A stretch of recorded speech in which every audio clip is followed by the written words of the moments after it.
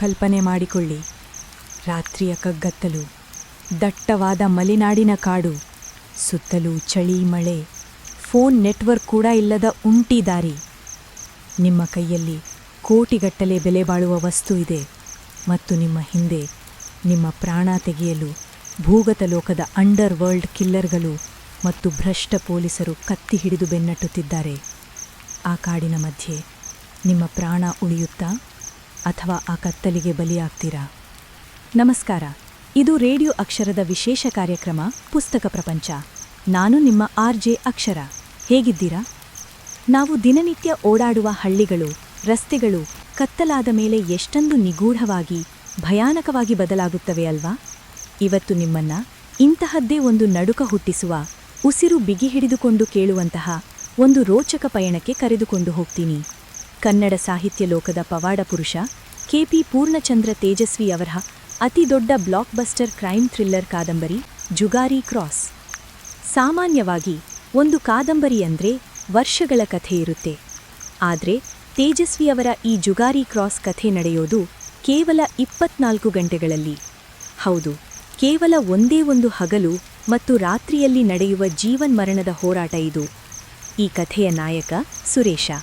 ಆತ ಮಲೆನಾಡಿನ ಒಬ್ಬ ಸಾಮಾನ್ಯ ಯುವಕ ಮತ್ತು ನಾಯಕಿ ಗೌರಿ, ಸಿಟಿಯಿಂದ ಬಂದು ಕಾಡಿನ ಮಧ್ಯೆ ಬದುಕುತ್ತಿರುವ ಧೈರ್ಯಶಾಲಿ ಆದರೆ ಅಷ್ಟೇ ನಿಗೂಢವಾದ ಹೆಣ್ಣು. ಅವರಿಬ್ಬರ ಕಥೆ ಶುರುವಾಗೋದು ಪ್ರೀತಿಯಿಂದಲ್ಲ, ಬದಲಾಗಿ ಒಂದು ಕ್ರೈಮ್ನಿಂದ. ಮಲೆನಾಡಿನ ಕಾಡುಗಳಲ್ಲಿ ಬೆಳೆಯುವ ಏಲಕ್ಕಿ ನೋಡೋಕೆ ಸಣ್ಣದಾದರೂ ಬ್ಲ್ಯಾಕ್ ಮಾರ್ಕೆಟ್ನಲ್ಲಿ ಅದಕ್ಕೆ ಚಿನ್ನಕ್ಕಿಂತ ಹೆಚ್ಚಿನ ಬೆಲೆ. ಗೌರಿ ಮತ್ತು ಸುರೇಶ ಅದೇ ಏಲಕ್ಕಿಯನ್ನ ಕದ್ದು ಬ್ಲ್ಯಾಕ್ ಮಾರ್ಕೆಟ್ನಲ್ಲಿ ಮಾರಿ ಬದುಕುತ್ತಿರುವವರು. ಒಂದು ದಿನ ಗೌರಿಯ ಹತ್ತಿರ ಬರೋಬ್ಬರಿ 2 ಲಕ್ಷ ರೂಪಾಯಿ ಬೆಲೆ ಬಾಳುವ 3 ಮೂಟೆ ಏಲಕ್ಕಿ ಇರುತ್ತೆ. ಅದನ್ನ ಯಾರಿಗೂ ಗೊತ್ತಾಗದ ಹಾಗೆ ಪೊಲೀಸರ ಕಣ್ಣಿಗೆ ಮಣ್ಣೆರಚಿ ಕಾಡಿನ ದಾರಿಯಲ್ಲಿ ಸಾಗಿಸಿ ಮಾರ್ಕೆಟ್ಗೆ ತಲುಪಿಸಬೇಕು. ಒಂದು ವೇಳೆ ಸಿಕ್ಕಿಬಿದ್ದರೆ ಅವರ ಬದುಕು ಜೈಲಿನ ಪಾಲಾಗುತ್ತೆ. ಆ ಕಗ್ಗತ್ತಲಿನ ರಾತ್ರಿ ತಮ್ಮ ಹಳೆಯ ಜೀಪ್ಗೆ ಆ ಮೂಟೆಗಳನ್ನು ತುಂಬಿಕೊಂಡು ಸುರೇಶ ಮತ್ತು ಗೌರಿ ಕಾಡಿನ ದಾರಿಯಲ್ಲಿ ಹೊರಡುತ್ತಾರೆ. ಅವರಿಗೆ ಗೊತ್ತಿರಲಿಲ್ಲ, ಆ ರಾತ್ರಿ ಅವರು ಎದುರಿಸಬೇಕಾದದ್ದು ಕೇವಲ ಪೊಲೀಸರನ್ನಲ್ಲ, ಬದಲಾಗಿ ಇಡೀ ಅಂಡರ್ ವರ್ಲ್ಡ್ ಮಾಫಿಯಾವನ್ನ ಅಂತ. ಆ ಕಾಡಿನ ದಾರಿಯಲ್ಲಿ ಆ ಜೀಪ್ ಮುಂದಕ್ಕೆ ಹೋಗ್ತಾ ಇದ್ದ ಹಾಗೆ ಕಥೆಯ ಅಸಲಿ ಆಟ ಶುರುವಾಗುತ್ತೆ. ಆ ಕಗ್ಗತ್ತಲಿನ ರಾತ್ರಿ, ಮಳೆಯಿಂದ ತೊಯ್ದು ಕೆಸರಾಗಿದ್ದ ಆ ಮಲೆನಾಡಿನ ಒಂಟಿ ರಸ್ತೆಯಲ್ಲಿ ಸುರೇಶನ ಹಳೆಯ ಜೀಪ್ ಮೆಲ್ಲನೆ ಮುಂದೆ ಸಾಗುತ್ತಾ ಇತ್ತು. ಪಕ್ಕದ ಸೀಟಿನಲ್ಲಿ ಗೌರಿ ಉಸಿರು ಬಿಗಿ ಹಿಡಿದುಕೊಂಡು ಕೂತಿದ್ದಾಳೆ. ಹಿಂದೆ ಬರೋಬ್ಬರಿ 2 ಲಕ್ಷ ಬೆಲೆ ಬಾಳುವ ಏಲಕ್ಕಿ ಮೂಟೆಗಳಿವೆ. ಅವಳ ಕಣ್ಣುಗಳು ಪದೇ ಪದೇ ಜೀಪ್ನ ಸೈಡ್ ಮಿರರ್ ಕಡೆಗೆ ಹೋಗ್ತಾ ಇತ್ತು. ಯಾಕಂದ್ರೆ ಅವರಿಗೆ ಆಲ್ರೆಡಿ ಒಂದು ವಿಚಾರ ಸ್ಪಷ್ಟವಾಗಿ ಗೊತ್ತಿತ್ತು. ಈ ಬ್ಲ್ಯಾಕ್ ಮಾರ್ಕೆಟ್ನ ದಂಧೆ ಇದೆಯಲ್ಲ, ಇದು ಕೇವಲ ಪೊಲೀಸರಿಗೆ ಮಾತ್ರ ಸೀಮಿತವಾಗಿಲ್ಲ. ಈ ಏಲಕ್ಕಿಯ ವಾಸನೆ ಹಿಡಿದುಕೊಂಡು ಇಡೀ ಅಂಡರ್ ವರ್ಲ್ಡ್ ಮಾಫಿಯಾದ ಕಿಲ್ಲರ್ಗಳು ಮತ್ತು ಊರಿನ ಭ್ರಷ್ಟ ಪೊಲೀಸರು ಅವರ ಹಿಂದೆ ಬಿದ್ದಿದ್ದಾರೆ ಅನ್ನೋ ಭಯ ಆ ಇಬ್ಬರನ್ನೂ ಕಾಡುತ್ತಿತ್ತು. ಮಳೆ ಇನ್ನಷ್ಟು ಜೋರಾಯಿತು. ಜೀಪ್ನ ವೈಪರ್ ಎಷ್ಟೇ ಫಾಸ್ಟಾಗಿ ಹೊಡೆದುಕೊಂಡ್ರೂ ಮುಂದಿನ ದಾರಿ ಸ್ಪಷ್ಟವಾಗಿ ಕಾಡ್ತಿಲ್ಲ. ಇದ್ದಕ್ಕಿದ್ದ ಹಾಗೆ ಗೌರಿಯ ಕಣ್ಣಿಗೆ ಜೀಪ್ನ ಮಿರರ್ನಲ್ಲಿ ಒಂದು ದೃಶ್ಯ ಬೀಳುತ್ತೆ. ದೂರದ ಕತ್ತಲಲ್ಲಿ ಮಳೆಯ ನಡುವೆ 2 ಹೆಡ್ಲೈಟ್ಗಳು ಅವರ ಜೀಪನ್ನೇ ಫಾಲೋ ಮಾಡಿಕೊಂಡು ಬರ್ತಾ ಇವೆ. ಗೌರಿಗೆ ಎದೆ ಜಲ್ಲನ್ನುತ್ತೆ. ಸುರೇಶ, ನಮ್ಮ ಹಿಂದೆ ಯಾರೋ ಬರ್ತಿದ್ದಾರೆ ಅಂತ ಮೆಲ್ಲನೆ ಉಸಿರುಗಟ್ಟಿ ಹೇಳ್ತಾಳೆ. ಸುರೇಶ ಜೀಪ್ನ ಸ್ಪೀಡ್ ಸ್ವಲ್ಪ ಜಾಸ್ತಿ ಮಾಡ್ತಾನೆ. ಆದರೆ ಆ ಹಿಂದಿನ ಗಾಡಿ ಇವರನ್ನೇ ಗುರಿಯಾಗಿಸಿಕೊಂಡು ಇನ್ನೂ ಸ್ಪೀಡಾಗಿ ಬರ್ತಾ ಇತ್ತು. ಅವರು ಪೊಲೀಸರ ಅಥವಾ ಪ್ರಾಣ ತೆಗೆಯಲು ಬಂದಿರೋ ಕಿಲ್ಲರ್ಸಾ ಯಾರಿಗೂ ಗೊತ್ತಿಲ್ಲ. ಜೀಪ್ ಹಾಗೆ ಮುಂದೆ ಹೋಗ್ತಾ ಇದ್ರೆ ಇದ್ದಕ್ಕಿದ್ದ ಹಾಗೆ ಸುರೇಶ ಸಡನ್ ಬ್ರೇಕ್ ಹಾಕ್ತಾನೆ. ಗೌರಿಗೆ ಗಾಬರಿಯಾಗಿ ಮುಂದೆ ನೋಡಿದ್ರೆ ಆ ಕತ್ತಲಲ್ಲಿ ರಸ್ತೆಯ ಮಧ್ಯೆ ಒಂದು ದೊಡ್ಡ ಮರ ಅಡ್ಡಲಾಡಿ ಬಿದ್ದಿದೆ. ದಾರಿ ಕಂಪ್ಲೀಟ್ ಬ್ಲಾಕ್ ಆಗಿದೆ. ಹಿಂದೆ ನೋಡಿದ್ರೆ ಆ ಅಪರಿಚಿತ ಗಾಡಿಯ ಹೆಡ್ಲೈಟ್ಗಳು ಹತ್ತಿರ ಬರ್ತಾ ಇವೆ. ಮುಂದೆ ನೋಡಿದ್ರೆ ಮರ ಬಿದ್ದು ದಾರಿ ಬಂದಾಗಿದೆ. ಆ ಕಾಡಿನ ಮಧ್ಯೆ ಆ ಇಬ್ಬರು ಅಕ್ಷರಶಃ ಬೋನಿಗೆ ಬಿದ್ದ ಇಲಿಗಳ ತರಹ ಸಿಕ್ಕಿ ಹಾಕಿಕೊಂಡಿದ್ರು. ಆಗ ಆ ಕತ್ತಲಲ್ಲಿ ಮಳೆಯ ನಡುವೆ ರಸ್ತೆಯ ಪಕ್ಕದ ಪೊದೆಯಿಂದ ಕೆಲವು ನೆರಳುಗರು ಕೈಯಲ್ಲಿ ಮಾರಕಾಸ್ತ್ರಗಳನ್ನು ಹಿಡಿದು ಜೀಪ್ನ ಕಡೆಗೆ ಮೆಲ್ಲನೆ ನಡೆದುಕೊಂಡು ಬರೋಕೆ ಶುರು ಮಾಡ್ತಾವೆ. ಆ ಮಳೆಯ ಕತ್ತಲಲ್ಲಿ ಜೀಪ್ನ ಕಡೆಗೆ ನಡೆದುಕೊಂಡು ಬರುತ್ತಿದ್ದ ಆ ನೆರಳುಗಳು ಬೇರೆ ಯಾರೂ ಆಗಿರಲಿಲ್ಲ. ಅವರು ಭೂಗತ ಲೋಕದ ಕಿಲ್ಲರ್ಗಳು. ಕೈಯಲ್ಲಿ ಮಾರಕಾಸ್ತ್ರ, ಕಣ್ಣಲ್ಲಿ ಕ್ರೌರ್ಯ. ಅವರ ಗುರಿ ಆ ಜೀಪ್ನಲ್ಲಿದ್ದ 2 ಲಕ್ಷದ ಏಲಕ್ಕಿ ಮೂಟೆಗಳು ಮತ್ತು ಆ ಮೂಟೆಗಳ ಜೊತೆಗೆ ಸುರೇಶ ಮತ್ತು ಗೌರಿಯ ಪ್ರಾಣ. ಸುರೇಶನಿಗೆ ತಕ್ಷಣ ಅರ್ಥವಾಯಿತು, ಇಲ್ಲಿ 1 ಸೆಕೆಂಡ್ ಲೇಟ್ ಮಾಡಿದ್ರೂ ಪ್ರಾಣ ಉಳಿಯಲ್ಲ ಅಂತ. ಏಲಕ್ಕಿ ಹೋಯಿತು, ಜೀಪ್ ಹೋಯಿತು. ಈಗ ಉಳಿದಿರೋದು ಕೇವಲ ಅವರ ಜೀವ ಮಾತ್ರ. ತಕ್ಷಣ ಗೌರಿಯ ಕೈ ಹಿಡಿದ ಸುರೇಶ ಜೀಪ್ನಿಂದ ಜಿಗಿದು ಆ ಕತ್ತಲಲ್ಲೇ ರಸ್ತೆಯ ಪಕ್ಕದಲ್ಲಿದ್ದ ಆ ದಟ್ಟವಾದ ಕಾಡಿನೊಳಗೆ ಓಡೋಕ್ಕೆ ಶುರು ಮಾಡಿದ. ಹಿಂದೆ ಆ ಕಿಲ್ಲರ್ಗಳ ಟಾರ್ಚ್ ಲೈಟ್ ಬೆಳಕು, ಅವರನ್ನು ಬಿಡಬೇಡಿ, ಹಿಡಿಯಿರಿ ಅನ್ನೋ ಕಿರುಚಾಟ. ಕಾಡಿನೊಳಗೆ ಓಡೋದು ಅಂದರೆ ಸುಮ್ಮನೆನಾ? ಅದು ಮಲೆನಾಡಿನ ಮಳೆಗಾಲದ ಕಾಡು. ಮಳೆಯಿಂದ ನೆಲವೆಲ್ಲ ಕೆಸರಾಗಿದೆ. ಕತ್ತಲಲ್ಲಿ ಕಣ್ಣಿಗೆ ಮುಳ್ಳು ಪೊದೆಗಳು ಕಾಣುತ್ತಿಲ್ಲ. ಮೈಯೆಲ್ಲ ಗೀಚ್ಕೊಂಡು ರಕ್ತ ಬರ್ತಾ ಇದೆ. ಆದರೆ ಅದಕ್ಕಿಂತ ಭಯಾನಕವಾದ ವಿಷಯ ಇನ್ನೊಂದಿತ್ತು.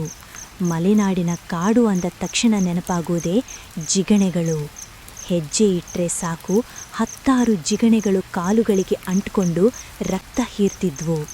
ಒಂದು ಕಡೆ ಕಿಲ್ಲರ್ಗಳ ಭಯ, ಇನ್ನೊಂದು ಕಡೆ ಪ್ರಕೃತಿಯ ಕ್ರೌರ್ಯ. ಗೌರಿ ಆ ಸುಸ್ತಿನಲ್ಲಿ, ಆ ಕತ್ತಲಲ್ಲಿ ಎಡವಿ ಬೀಳುತ್ತಿದ್ದಳು. ಆದರೂ ಸುರೇಶ ಅವಳ ಕೈ ಬಿಡಲಿಲ್ಲ.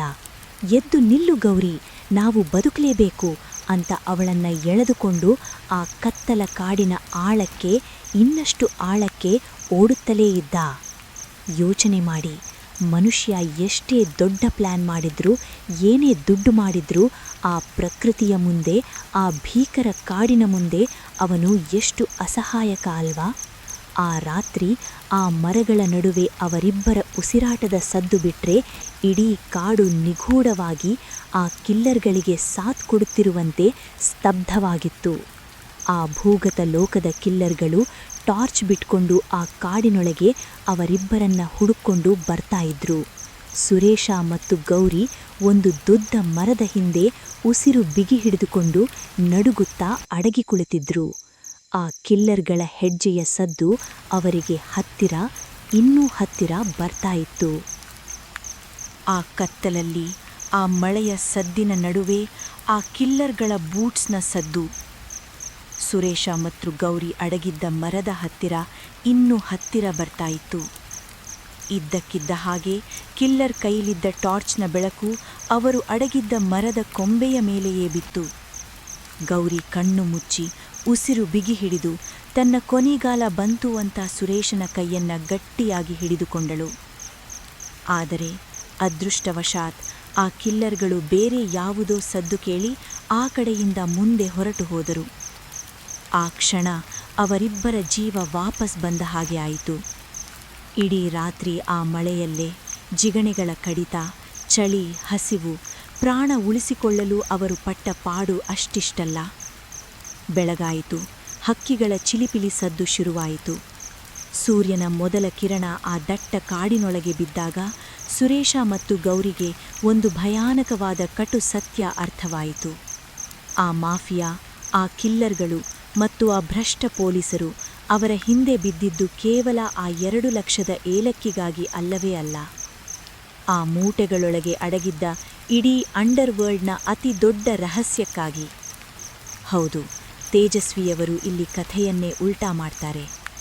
ಮಲೆನಾಡಿನ ಆ ಸುಂದರ ಕಾಡಿನ ಹಿಂದೆ ಕೋಟಿ ಕೋಟಿ ರೂಪಾಯಿಗಳ ಕಳ್ಳ ಸಾಗಾಣಿಕೆ, ಭ್ರಷ್ಟ ರಾಜಕಾರಣಿಗಳು ಮತ್ತು ಪೊಲೀಸರ ಒಂದು ದೊಡ್ಡ ನೆಟ್ವರ್ಕ್ ಅಡಗಿತ್ತು. ಗೌರಿ ಮತ್ತು ಸುರೇಶ ತಮಗೆ ಗೊತ್ತಿಲ್ಲದೆಯೇ ಆ ದೊಡ್ಡ ಜೇನುಗೂಡಿಗೆ ಕಲ್ಲು ಹೊಡೆದಿದ್ದರು. ಅವರು ಬ್ಲ್ಯಾಕ್ ಮಾರ್ಕೆಟ್ನಲ್ಲಿ ಮಾರಲು ಹೋಗಿದ್ದ ಆ ಜಾಗ ಇಡೀ ಕ್ರೈಮ್ ಲೋಕದ ಹೆಡ್ ಕ್ವಾರ್ಟರ್ಸ್ ಆಗಿತ್ತು.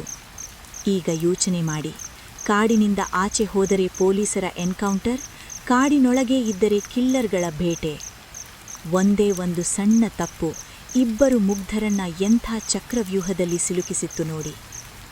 ತೇಜಸ್ವಿಯವರು ಈ ಕಾದಂಬರಿಗೆ ಜುಗಾರಿ ಕ್ರಾಸ್ ಅಂತ ಹೆಸರಿಟ್ರು ಗೊತ್ತಾ? ಜುಗಾರಿ ಅಂದ್ರೆ ಜೂಜುಕೋರ. ಆ ಮಲೆನಾಡಿನ ಕಾಡಿನ ಮಧ್ಯೆ ಬರುವ ಒಂದು ಕ್ರಾಸ್ ಅಂದರೆ ರಸ್ತೆಗಳ ಕೂಡು ಜಾಗದಲ್ಲಿ ಬದುಕಿನ ಅತಿ ದೊಡ್ಡ ಜೂಜಾಟ ಶುರುವಾಗಿತ್ತು. ಇಲ್ಲಿ ಗೆದ್ದರೆ ಪ್ರಾಣ, ಸೋತರೆ ಸಾವು. ಬೆಳಗಿನ ಬೆಳಕು ಬಂತು ಅಂತ ಆ ದಟ್ಟ ಕಾಡಿನಲ್ಲಿ ನಿಟ್ಟುಸಿರು ಬಿಡುವಷ್ಟರಲ್ಲಿ ಸುರೀಶ ಮತ್ತು ಗೌರಿಗೆ ಇನ್ನೊಂದು ದೊಡ್ಡ ಶಾಕ್ ಕಾದಿತ್ತು. ಆ ಭೂಗತ ಲೋಕದ ಮಾಫಿಯಾ ಕೇವಲ ಏಲಕ್ಕಿಗಾಗಿ ಯಾಕಿಷ್ಟೊಂದು ಹಠಕ್ಕೆ ಬಿದ್ದಿದೆ ಅನ್ನೋ ಅಸಲಿ ರಹಸ್ಯ ಈಗ ಅವರಿಗೆ ಅರ್ಥವಾಗಿತ್ತು. ಹೌದು, ಆ ಏಲಕ್ಕಿ ಮೂಟೆಗಳ ಒಳಗೆ ಕೇವಲ ಏಲಕ್ಕಿ ಇರಲಿಲ್ಲ. ಅದರೊಳಗೆ ಕೋಟಿಗಟ್ಟಲೆ ಬೆಲೆ ಬಾಳುವ ಕಳ್ಳ ಸಾಗಾಣಿಕೆಯ ವಸ್ತುಗಳು ಮತ್ತು ನಕಲಿ ನೋಟುಗಳ ದೊಡ್ಡ ಜಾಲವೇ ಅಡಗಿತ್ತು. ಆ ಮಾಫಿಯಾ ಮತ್ತು ಭ್ರಷ್ಟ ವ್ಯವಸ್ಥೆ ಇವರಂತಹ ಮುಗ್ಧರನ್ನ ಕೇವಲ ದಾಳಗಳಾಗಿ ಬಳಸಿಕೊಂಡು ತಮ್ಮ ಸಾಮ್ರಾಜ್ಯವನ್ನೇ ನಡೆಸ್ತಿದ್ರು. ಸುರೇಶ ಮತ್ತು ಗೌರಿ ತಮಗೆ ಗೊತ್ತಿಲ್ಲದೆಯೇ ಕಾದಿರುವ ಎಣ್ಣೆಯ ಕಡಾಯಿಗೆ ಕೈ ಹಾಕಿಬಿಟ್ಟಿದ್ರು. ಈಗ ಹೇಗಾದರೂ ಮಾಡಿ ಆ ಕಾಡಿನಿಂದ ತಪ್ಪಿಸಿಕೊಂಡು ಹೈವೇ ರಸ್ತೆಯಲ್ಲಿ ಬರುವ ಜುಗಾರಿ ಕ್ರಾಸ್ ಜಂಕ್ಷನ್ ತಲುಪಲೇಬೇಕು. ಅಲ್ಲಿಂದ ಸಿಟಿಗೆ ಹೋಗುವ ಯಾವುದಾದರೂ ಬಸ್ ಹಿಡಿದ್ರೆ ಮಾತ್ರ ಅವರ ಪ್ರಾಣ ಉಳಿಯುತ್ತೆ. ಆದರೆ ಆ ಹಗಲಿನಲ್ಲಿ ಕಾಡಿನಿಂದ ಆಚೆ ಬಂದ್ರೆ ಪೊಲೀಸರ ಕಣ್ಣಿಗೆ ಬೀಳುವ ಭಯ. ಕಾಡಿನೊಳಗೇ ಇದ್ರೆ ಆ ಕಿಲ್ಲರ್ಗಳ ಬೇಟೆ. ಹಗಲಿಡೀ ಆ ಮಲೆನಾಡಿನ ಕಳ್ಳದಾರಿಗಳಲ್ಲಿ ಮುಳ್ಳು ಪೊದೆಗಳನ್ನು ಸೀಳಿಕೊಂಡು ಹಸಿವು ಬಾಯಾರಿಕೆಯನ್ನ ತಡೆದುಕೊಂಡು ಅವರು ನಡೆಯುತ್ತಲೇ ಇದ್ದರು. ಇಲ್ಲಿ ನಿಜಕ್ಕೂ ಮೆಚ್ಚಬೇಕಾದದ್ದು ಗೌರಿಯ ಧೈರ್ಯವನ್ನು. ನೋಡೋಕೆ ಸಿಟಿಯ ಹುಡುಗಿಯಾದರೂ ಆ ಭೀಕರ ಕಾಡಿನಲ್ಲಿ ಸಾವಿನ ದವಡೆಯಲ್ಲಿ ಅವಳು ತೋರಿದ ಆ ಛಲ, ಆ ಮಾನಸಿಕ ಸ್ಥೈರ್ಯ ಸುರೇಶನಿಗೂ ಆಶ್ಚರ್ಯ ತರಿಸಿತ್ತು. ಒಂದು ಕಡೆ ಸಾವು ಬೆನ್ನಟ್ಟುತ್ತಿದ್ದರೆ ಮನುಷ್ಯನ ಬದುಕುವ ಛಲ ಎಷ್ಟೊಂದು ಪ್ರಬಲವಾಗಿರುತ್ತೆ ಅಲ್ವಾ? ಸಂಜೆ ಆಗ್ತಾ ಬಂತು. ದೂರದಲ್ಲಿ ಯಾವುದೋ ಲಾರಿ ಬಸ್ಸುಗಳ ಸದ್ದು ಕೇಳಿಸ್ತಾ ಇದೆ. ಹೌದು, ಅವರು ಕೊನೆಗೂ ಜುಗಾರಿ ಕ್ರಾಸ್ ಹತ್ತಿರ ಬಂದು ತಲುಪಿದ್ರು. ಆದರೆ ಆ ಜಂಕ್ಷನ್ನಲ್ಲಿ ಅವರಿಗಾಗಿ ಕಾಯ್ತಿದ್ದದ್ದು ಕೇವಲ ಬಸ್ಸು ಮಾತ್ರವಲ್ಲ, ಇಡೀ ಏರಿಯಾವನ್ನೇ ಬ್ಲಾಕ್ ಮಾಡಿ ನಿಂತಿದ್ದ ಆ ಕಿಲ್ಲರ್ಗಳ ಇಡೀ ಗ್ಯಾಂಗ್. ಆ ಜುಗಾರಿ ಕ್ರಾಸ್ ಜಂಕ್ಷನಲ್ಲಿ ಕಿಲ್ಲರ್ಗಳು ಹದ್ದಿನ ಕಣ್ಣಿಟ್ಟು ಕಾಯ್ತಿದ್ರು. ಸುರೇಶ ಮತ್ತು ಗೌರಿಗೆ ಗೊತ್ತಿತ್ತು, ಆ ಕತ್ತಲಲ್ಲಿ ಒಂದು ಹೆಜ್ಜೆ ಮುಂದಿಟ್ಟರೂ ಅವರ ಪ್ರಾಣ ಪಕ್ಷಿ ಹಾರಿ ಹೋಗುತ್ತೆ ಅಂತ. ಆದರೆ ಅದೇ ಸಮಯಕ್ಕೆ ದೂರದಿಂದ ಒಂದು ದೊಡ್ಡ ಲೈಟ್ ಕಾಣಿಸುತ್ತೆ. ಮಲೆನಾಡಿನ ಆ ಅಂಕುಡೊಂಕಾದ ರಸ್ತೆಯಲ್ಲಿ ಸ್ಟೇಟ್ ಟ್ರಾನ್ಸ್ಪೋರ್ಟ್ KSRTC ಬಸ್ಸೊಂದು ಬಂದು ಆ ಜುಗಾರಿ ಕ್ರಾಸ್ನಲ್ಲಿ ನಿಲ್ಲುತ್ತೆ. ಬಸ್ಸು ನಿಂತಿದ್ದೇ ತಡ ಆ ಕತ್ತಲಲ್ಲಿದ್ದ ಜನ, ಕೂಲಿ ಕಾರ್ಮಿಕರು ಮತ್ತು ಪ್ರಯಾಣಿಕರು ಒಮ್ಮೆಗೆ ಬಸ್ಸಿಗೆ ಹತ್ತಲು ನುಗ್ತಾರೆ. ಗೌರಿ ಮತ್ತು ಸುರೇಶನಿಗೆ ಭಗವಂತನೇ ಬಂದು ದಾರಿ ತೋರಿಸಿದ ಹಾಗೆ ಆಯಿತು. ಆ ಜನರ ನೂಕುನುಗ್ಗಲಿನ ಮಧ್ಯೆ ಕಿಲ್ಲರ್ಗಳ ಕಣ್ಣಿಗೆ ಮಣ್ಣೆರಚಿ ಸುರೇಶ ಮತ್ತು ಗೌರಿ ಬಸ್ಸಿನೊಳಗೆ ನುಗ್ಬಿಡ್ತಾರೆ. ಯಾರೋ ಕಿಲ್ಲರ್ ನೋಡಿ ಬಸ್ ಹತ್ತಲು ಓಡಿಬರ್ತಾನೆ. ಆದರೆ ಅಷ್ಟರಲ್ಲಾಗಲೇ ಬಸ್ಸಿನ ಡೋರ್ ಕ್ಲೋಸ್ ಆಗಿ ಆ ಮಳೆಯ ಕತ್ತಲಲ್ಲಿ ಬಸ್ಸು ಮುಂದೆ ಹೊರಟೇ ಬಿಡುತ್ತೆ. ಬಸ್ಸಿನ ಹಿಂದಿನ ಸೀಟಲ್ಲಿ ಕೂತ ಸುರೇಶ ಮತ್ತು ಗೌರಿ ಒಂದು ದೀರ್ಘವಾದ ನಿಟ್ಟುಸಿರು ಬಿಡ್ತಾರೆ. ಅವರ ಹತ್ತಿರ ಈಗ ಆ ಏಲಕ್ಕಿಯ ಮೂಟೆಗಳಿಲ್ಲ, ಕೋಟಿಗಟ್ಟಲೆ ಹಣದ ಆಸೆಯಿಲ್ಲ. ಎಲ್ಲವನ್ನೂ ಆ ಕಾಡಿನಲ್ಲೇ ಬಿಟ್ಟು ಬಂದಿದ್ರು. ಆದರೆ ಆ ಕ್ಷಣ ಜಗತ್ತಿನ ಅತಿ ದೊಡ್ಡ ಶ್ರೀಮಂತರು ತಾವೇ ಅಂತ ಅವರಿಗೆ ಅನಿಸ್ತಾ ಇತ್ತು.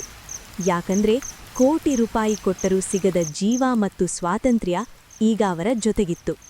ತೇಜಸ್ವಿಯವರ ಈ ಜುಗಾರಿ ಕ್ರಾಸ್ ಕಾದಂಬರಿ ಮುಗಿದಾಗ ನಮ್ಮ ಮೈ ಜುಮ್ಮನ್ನುತ್ತೆ.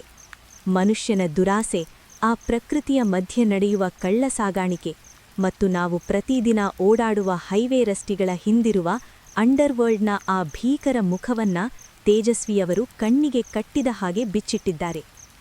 ಮಲೆನಾಡಿನ ಸೌಂದರ್ಯ ಕೇವಲ ಕಣ್ಣಿಗೆ ಮಾತ್ರ, ಆದರೆ ಅದರ ಒಡಲಲ್ಲಿ ನಡೆಯುವ ಕ್ರೈಮ್ ಯಾರ ಕಲ್ಪನೆಗೂ ನಿಲುಕದ್ದು. ಆ 24 ಗಂಟೆಯ ಕಾಲ ಆ ಕಾಡಿನಲ್ಲಿ ಸುರೇಶ ಮತ್ತು ಗೌರಿ ಪಟ್ಟ ಪಾಡು ನಮ್ಮನ್ನ ಸೀಟ್ ಎಡ್ಜ್ನಲ್ಲಿ ಕೂರಿಸುತ್ತದೆ. ನೀವು ಕೂಡ ಒಂದು ಅದ್ಭುತವಾದ ಉಸಿರು ಬಿಗಿ ಹಿಡಿದುಕೊಂಡು ಓದುವಂತಹ ಕ್ರೈಮ್ ಥ್ರಿಲ್ಲರ್ ಓದಬೇಕು ಅಂದರೆ ಪೂರ್ಣಚಂದ್ರ ತೇಜಸ್ವಿಯವರ ಜುಗಾರಿ ಕ್ರಾಸ್ ಕಾದಂಬರಿಯನ್ನ ಒಮ್ಮೆಯಾದರೂ ಓದಲೇಬೇಕು. ನಮ್ಮ ಸುತ್ತಮುತ್ತಲಿನ ಪ್ರಕೃತಿಯಲ್ಲೇ ಎಷ್ಟೊಂದು ನಿಗೂಢ ರಹಸ್ಯಗಳಿವೆ ಅಲ್ವಾ? ಈ ಕಥೆ ಆ 24 ಗಂಟೆಯ ರೋಚಕ ಪಯಣ ನಿಮಗೆ ಇಷ್ಟವಾಗಿದ್ದರೆ ದಯವಿಟ್ಟು ವಿಡಿಯೋಗೊಂದು ಲೈಕ್ ಮಾಡಿ. ನಿಮ್ಮ ಫೇವರೆಟ್ ಥ್ರಿಲ್ಲರ್ ಕಾದಂಬರಿ ಅಥವಾ ಸಿನಿಮಾ ಯಾವುದು ಅಂತ ಕಮೆಂಟ್ ಮಾಡಿ, ನಾನು ಓದುವೆ. ಇವತ್ತಿಗಿಷ್ಟೇ. ಮತ್ತೊಂದು ಅದ್ಭುತವಾದ ಪುಸ್ತಕದ ರೋಚಕ ಕಥೆಯೊಂದಿಗೆ ಬರ್ತೀನಿ. ಇನ್ನು ಯಾರು ನಮ್ಮ ರೇಡಿಯೋ ಅಕ್ಷರ ಕುಟುಂಬಕ್ಕೆ ಸೇರಿಲ್ಲವೋ ಈಗಲೇ ಚಾನೆಲ್ ಸಬ್ಸ್ಕ್ರೈಬ್ ಮಾಡಿ. ಕೇಳ್ತಾ ಇರಿ ರೇಡಿಯೋ ಅಕ್ಷರ.